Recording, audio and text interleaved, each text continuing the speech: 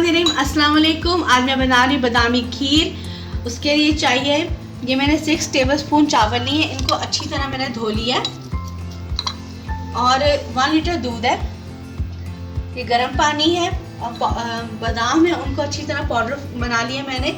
ये आप 3 से 4 टेबलस्पून, आप इसमें 3 टेबलस्पून काफ़ी है इसमें बादाम का पाउडर। इलायची है, ज़ाफ़रान जाएगा और ये ऊपर गार्निश के लिए बादाम है सबसे, और चीनी है, ये आप अपने टेस्ट के हिसाब से ले लें। ये गर्म पानी है, चावलों में गर्म पानी, इनको चावलों को पहले अच्छी तरह धो लें आप।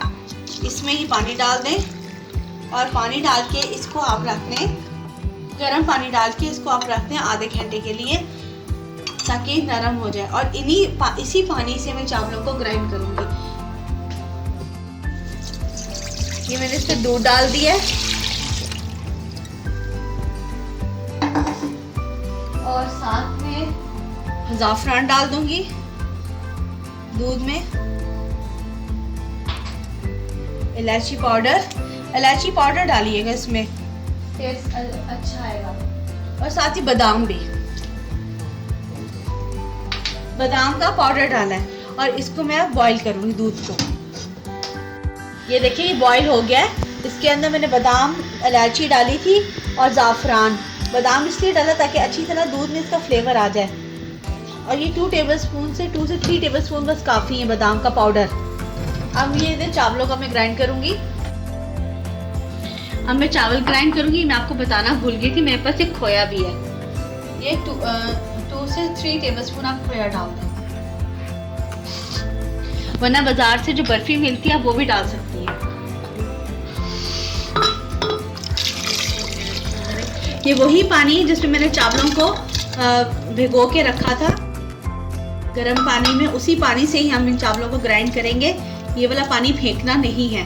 और चावल हम मोटा ग्राइंड करेंगे, खीर में चावलों को मोटा रखा जाता है। ये मुझसे रिक्वेस्ट की थी अरोहा ने कि आप मुझे खीर बनाना सिखाएं, तो मैं उनकी ही रिक्वेस्ट पे आज एक खीर बना रही हूँ कि आई होप उनको अच्छी लगेगी।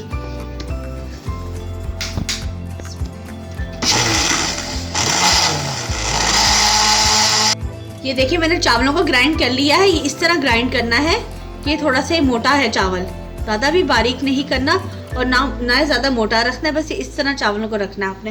और ये मैंने ग्राइंड कर लिए सारे चावल। अब मैं इसको इसी तरह इसमें डाल दूंगी खीर में, दूध में सॉरी।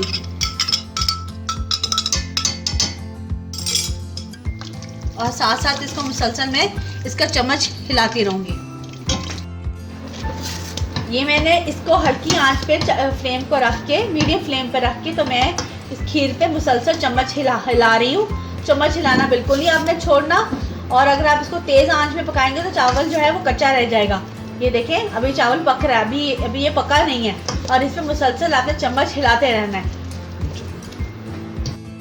अब ये खीर तकरीबन पक चुकी है। अब इसके अंदर मैं शुगर ऐड करूँगी, शुगर एज योर टेस्ट। अब इसको दोबारा मैं पकाऊंगी। अब जब हमने चीनी डाली है तो ये एकदम से पतली होगी खीर, तो ये घबराने की ज़रूरत नहीं, क्योंकि चीनी जब डालते हैं तो वो खीर पतली होती है, क्योंकि चीनी अपना पानी छोड़ती है।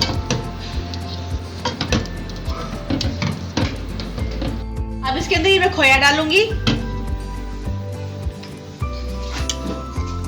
और खोया डाल के इसको मैं 10 मिनट के लिए पकाऊंगी बस।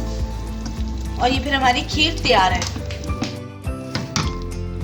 ये बिल्कुल पक गई है खीर। अब इसको मैं डिश आउट करूंगी।